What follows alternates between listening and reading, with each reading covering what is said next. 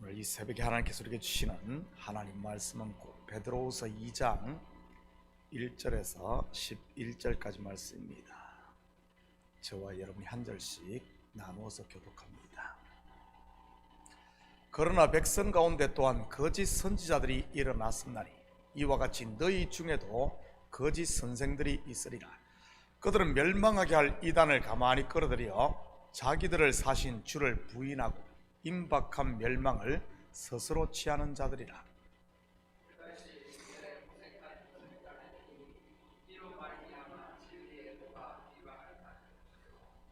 그들이 탐심으로써 지어낸 말을 가지고 너희로 이득을 삼으리.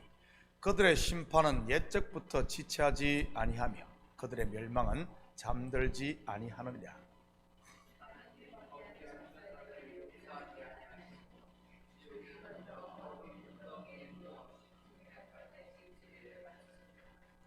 옛 세상을 용서하지 아니하시고 오직 의를 전파하는 노아와 그 7 식구를 보존하시고 경건하지 아니한 자들의 세상에 홍수를 내리셨습니다.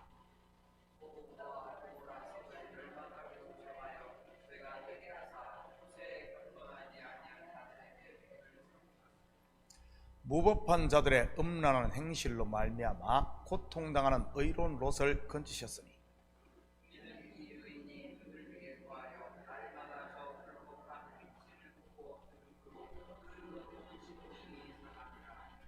주께서 경건한 자는 시험에서 건지실 줄 아시고 불의한 자는 형벌 아래에 두어 심판날까지 지키시며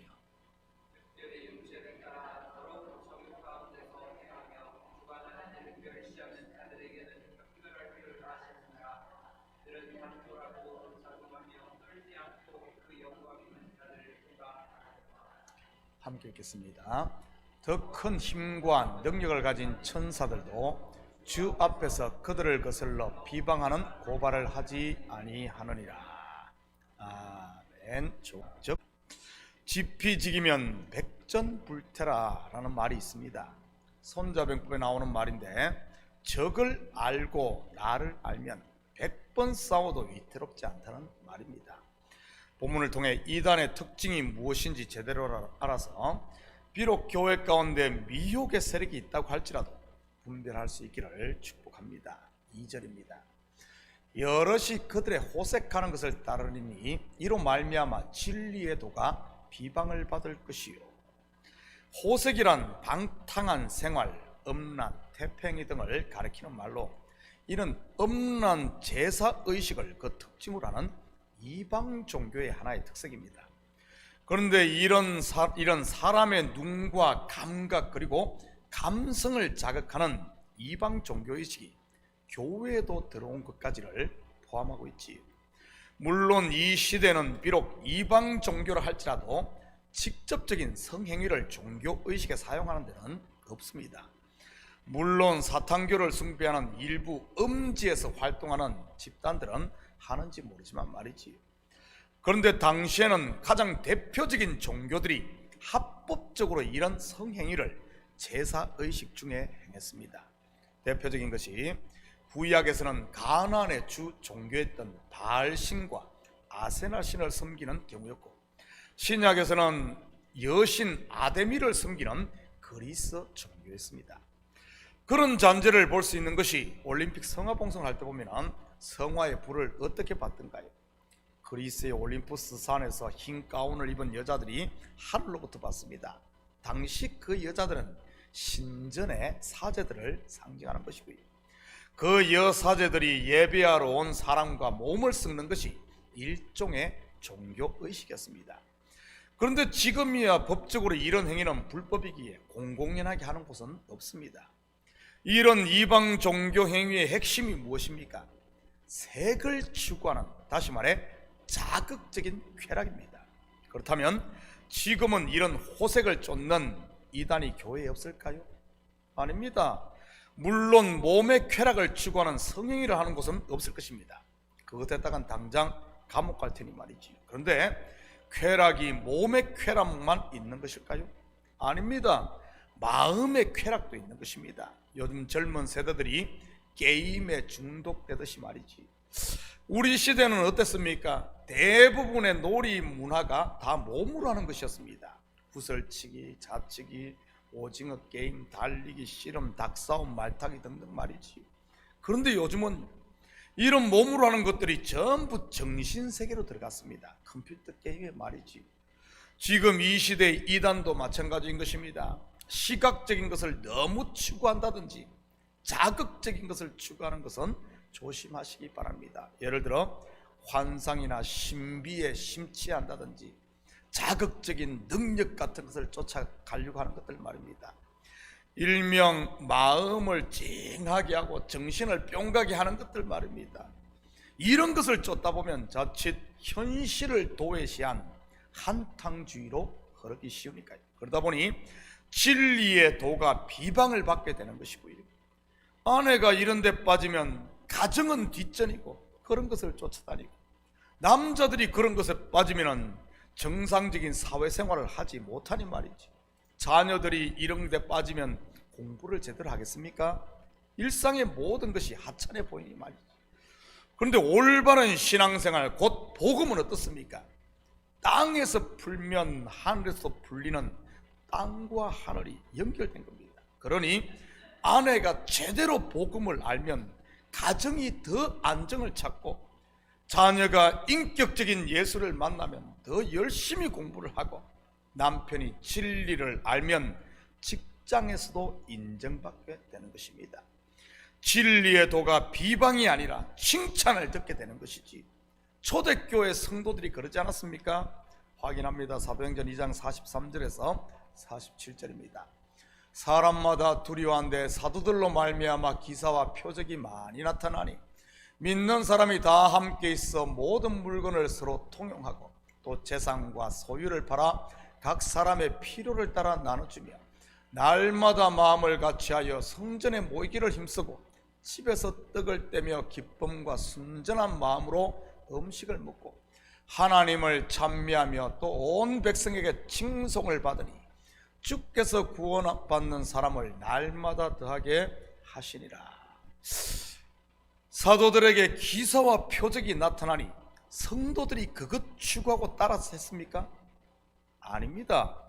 그것을 추구한 것이 아니라 물건을 통용하고 모이기에 힘쓰고 순전한 마음으로 말씀을 받아 먹고 하나님을 찬미했습니다. 다르게 말하면 열심히 받은 은혜를 실천했다는 말입니다.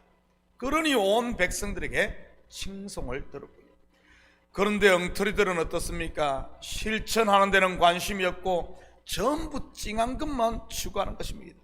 그러니 행동은 없고 말만 하고 다니는 것이지. 말로만 생색을 내니 누가 좋아하겠습니까?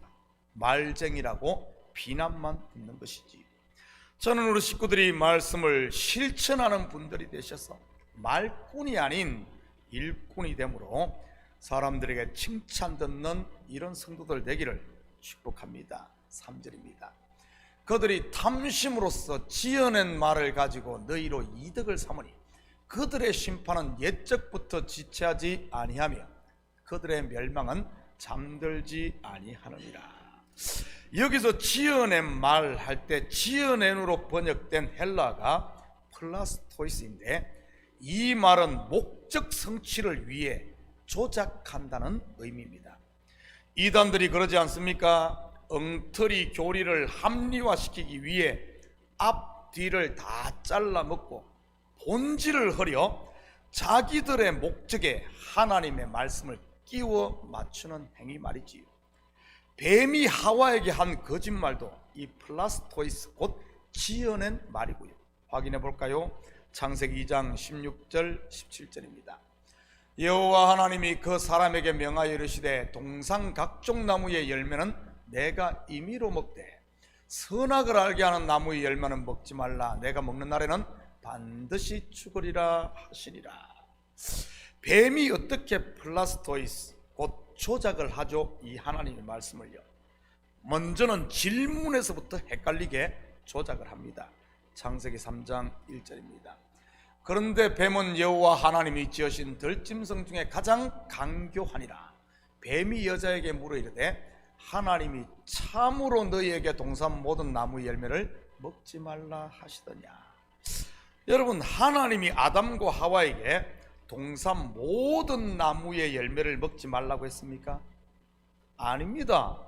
모든 나무의 열매는 임의로 먹으라고 했습니다. 단지 선악을 알게 하는 나무의 열매는 빼고요. 그런데 뱀은 마치 하나님이 모든 것을 금한 것처럼 말을 합니다. 모든 자유를 주고 하나만 금했는데 모든 자유를 금한 것처럼 말이지. 우리말에 아 다르고 다른다는 말이 있습니다. 바로 이런 경우를 두고 하는 말이지. 이것이 바로 지어낸 말 플라스토이스인 것입니다. 하와가 미끼를 물자 뱀이 어떻게 말을 지어냅니까? 계속해서 4절 5절입니다. 뱀이 여자에게 이르되 너희가 결코 죽지 아니하리라. 너희가 그것을 먹는 날에는 너희 눈이 밝아져 하나님과 같이 되어 선악을 알 줄 하나님이 아심이니라. 반드시 죽으리라는 하나님의 말씀을 결코 죽지 아니하리라고 180도 바꾸어 버립니다. 그리고는 하나님과 하와 사이를 이간질시켜 하나님을 오해하게 만들고요. 이단이 쓰는 술수가 바로 정확하게 이 뱀이 하는 방법이지.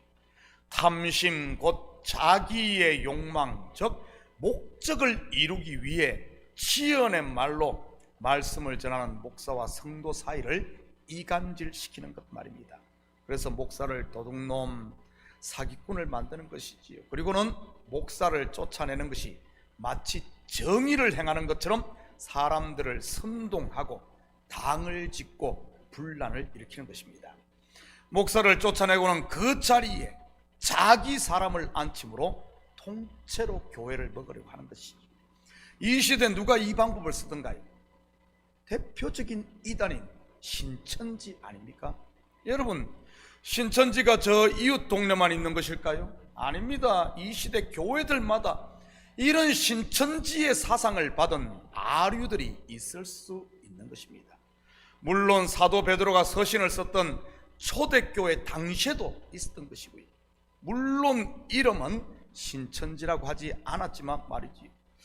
너희로 이득을 삼으니, 무슨 말입니까? 이처럼 지어낸 말로 결국은 자기의 정신적 이 욕구나 경제적 이익을 챙긴다는 말입니다.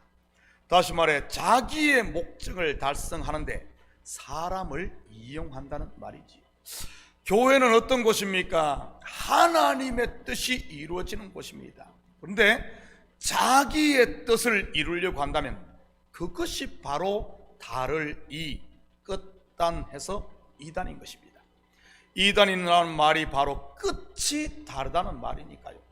사랑, 섬김, 봉사, 헌신, 충성 다 비슷한 것 같은데 끝이 다른 것 말입니다.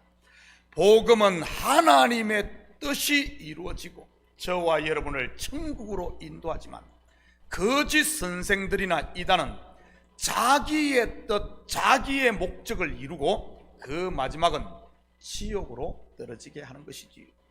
이들에 대한 심판은 옛적부터 정해져 있는 것입니다. 타락한 천사들을 지옥에 가두었듯이 소돔과 고모라고 불심판을 받았듯이 말이지요. 10절입니다. 특별히 육체를 따라 더러운 정욕 가운데서 행하며 주관하는 일을 멸시하는 자들에게는 형벌할 줄 아시느니라. 이들은 당돌하고 자긍하며 떨지 않고 영광 있는 자들을 비방하거니와. 이들은 당돌하고 자긍하며 떨지 않고 영광 있는 자들을 비방하네요. 마치 우리 속담처럼 똥낀 놈이 성내는 것처럼 말이지. 한마디로 하면 적반하장인 것입니다. 왜 그러겠습니까? 마음에 화인을 맞아서 그런 겁니다. 그러니 심판이 예정되어 있는 것이지.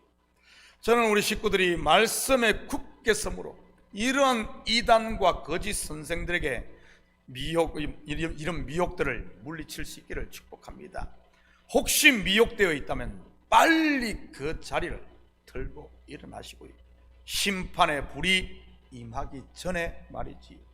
사랑하는 성도 여러분, 오늘 하루도 정신을 차리고 깨어 진리 안에 가는 삶을 통해 하나님께서 주신 구원의 은혜를 마음껏 누리시고 세상 가운데 그리스도의 빛을 비추며 사는 이런 복된 하루 되시기를 예수님의 이름으로 축복합니다. 같이 기도하십시다. 사랑의 아버지 하나님, 참으로 감사를 드립니다. 아버지 하나님, 우리가 깨어있지 않으면 사단이 아버지 우는 사자처럼 삼킬 자를 찾고 아버지 하나님 가라지를 뿌리는 이런 시대에 하나님, 우리가 항상 깨어 말씀에 굳게 서서 이런 이단의 잘못된 가르침이나 교훈들을 아버지 하나님 배격하고 온전히 하나님의 말씀만을 먹고 아버지 하나님 그리스도에까지 자라 하나님의 기쁨이 되고 무엇보다 주님께 주신 복을 마음껏 누리며 사는 저희들 될 수 있도록 축복하여 주시옵소서.